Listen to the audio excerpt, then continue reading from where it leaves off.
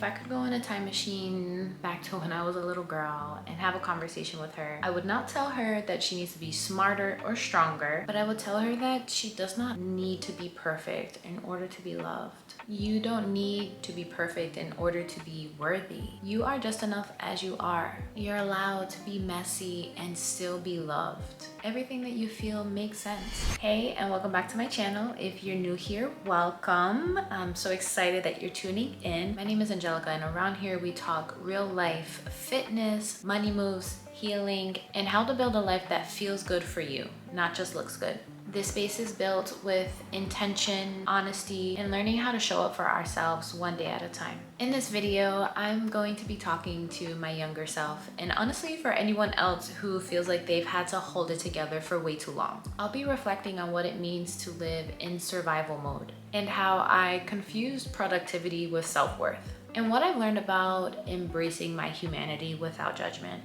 If you've ever felt broken, behind, or just simply not enough, this is for you.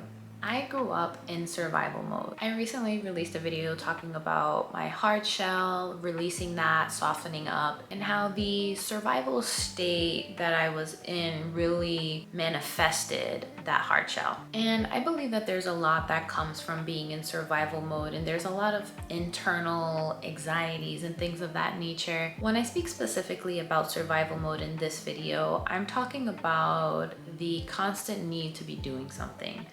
The constant need of having a day off, but feeling like you are not worthy of just laying like a couch potato the entire day. You must be doing something, you must be achieving something. If you don't, you're behind. And this is something that I have struggled with and still struggle with till this day. And I really started reflecting about this survival mode in this regard when I needed to take some time off due to mental health.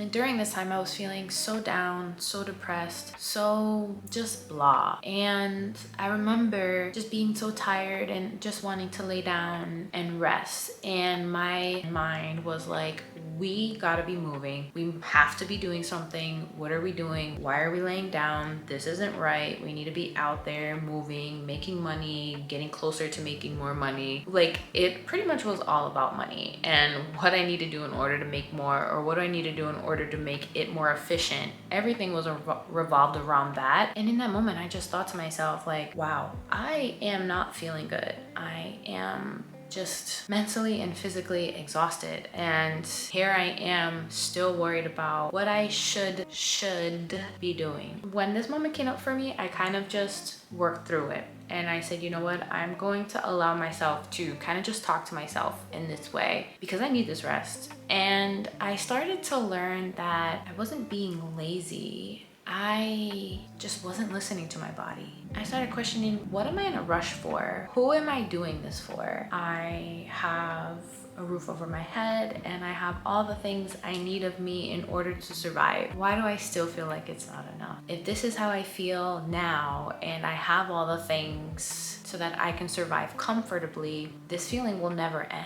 And I came to that realization that if I don't do something about this now, I will just constantly feel like I gotta be doing something. I have to do this, I have to do that. What's next? What's next? Rest was so foreign to me. I honestly did not know what it was like to rest. For as long as I can remember, I've been working. Even before I was, I guess, legally able to work, I've been cleaning houses, babysitting, doing all of the things. And I was just always about getting that bag and anything I can do to get it. And as I got older and started working more, classic schedule, working 5 days a week, having 2 days off, those 2 days were like, what can I do in order to make sure that I am efficient? And as much as I would try to lay down because I was tired and I can feel the exhaustion, I just, like, I didn't know what that meant. I didn't understand what it meant to rest.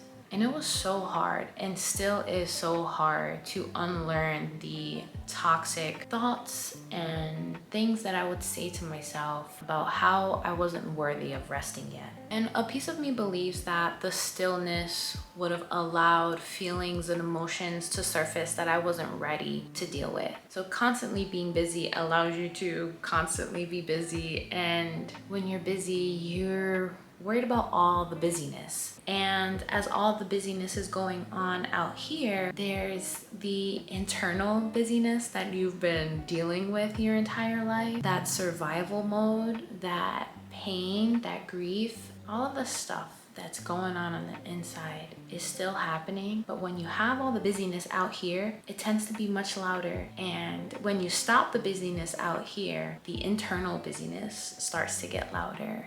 And sometimes this is our way of avoiding our feelings. I would tie my worth to my achievements. And I realized that this was poor when I bought my first house at 22. I started my own business at 20. I had more savings and investments. And so the achievements were there, but yet I still did not feel worthy. It still felt like there was still more that needed to be done. And being at my current age of 27 and thinking of all the things that I've already accomplished, I start to think to myself and feel for myself on like, when will you allow yourself to finally be? If you're going to use this rule of your productivity equals your worthiness, you've been pretty productive, Angelica. Why don't you feel worthy yet? I made this realization that it's not about the productivity that's gonna help me feel worthy. And I've had to unlearn that. And I, for the record, want to state that this is something that is so much more than just us. It's more than generational trauma.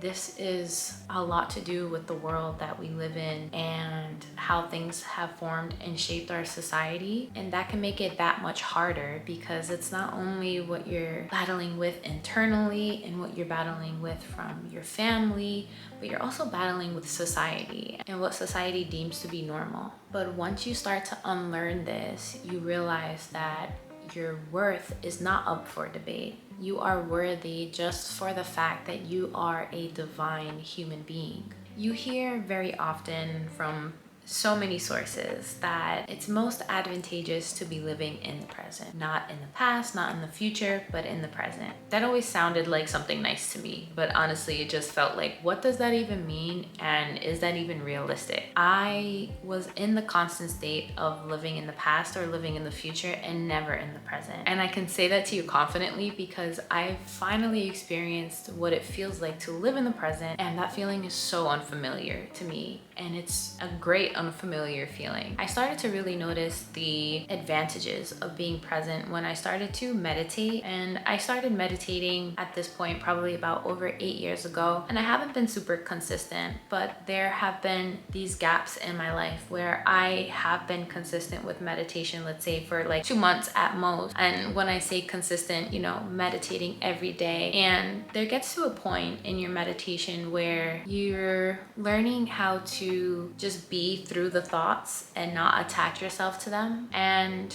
you feel this sense of presence. And when I finally started to feel this presence, it felt absolutely amazing. And it was something that I was like, how can I access this without meditating? And it took me years to finally be able to feel that presence without having to be in a meditative state. When you finally allow yourself to be in the present moment is when you finally can start to heal. When you're being present, you can hear and feel the cues of your mind and body, because your body has so much wisdom that it is constantly trying to share with you. And in modern day, we have all of these things that require our attention that often win over our internal system. But when you're able to focus on the present, you're able to hear your body talking to you. And when you hear your body talking to you and telling you what you need, you listen to that. And the more you listen to that, the more healed you will feel. And it's very interesting because for the majority of my life, I've been on go, go, go, go, go. And more recently, when I've allowed myself to slow down and just listen, it allowed me to be present and no longer spend the majority of my days living in the past or future, causing either depression or anxiety on a constant basis. At the end of the day, present moment is truly the only moment that you have. You can't can't go in the past and you can't go in the future.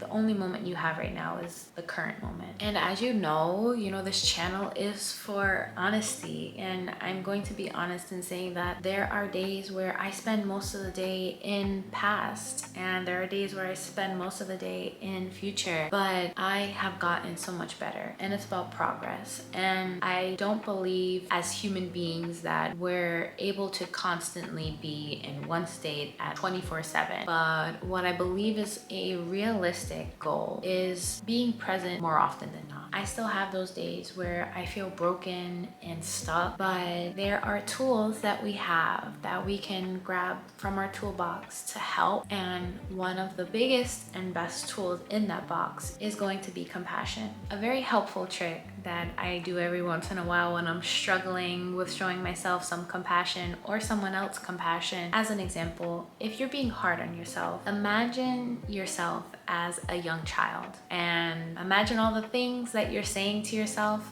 Imagine you were saying them to a young child. And if it's with another person, imagine that person as a young child, and all the things that you're saying to them, you're saying that to a young child. And usually that helps you put into perspective on, damn, I can show a little bit more compassion here. And I think that that's a beautiful practice, because at the end of the day, we are all children. We just grown up, we're grown children. And just because we have a certain age, we believe that we're supposed to have X, Y, and Z figured out. And that is just not how life works. So that's why it's important for us to show compassion to ourselves and others. I embrace the mess. I embrace the imperfections and the process, because they're all me. The goal for me is really just to be present without judgment. To my younger self, and to anyone that needs to hear this, you are not a machine. You are not your productivity. You do not need to hide your pain to be loved. You do not need to be perfect to matter. You are allowed to be human. If anything in this video speaks to you, please drop a comment and let me know what landed. I'd love to hear your thoughts, your story, or what you've been working through. This space is about real conversations, honest healing, and living with intention. Please like the video, subscribe, and turn on your alerts notification so you can be notified once a new video is dropping. I do drop videos every Wednesday, so be on the lookout for that. Take what you need from this and leave the rest. And if it helped you, please share it with someone who needs it. Keep showing up with intention, keep it realistic, and most importantly, keep it you. See you next time.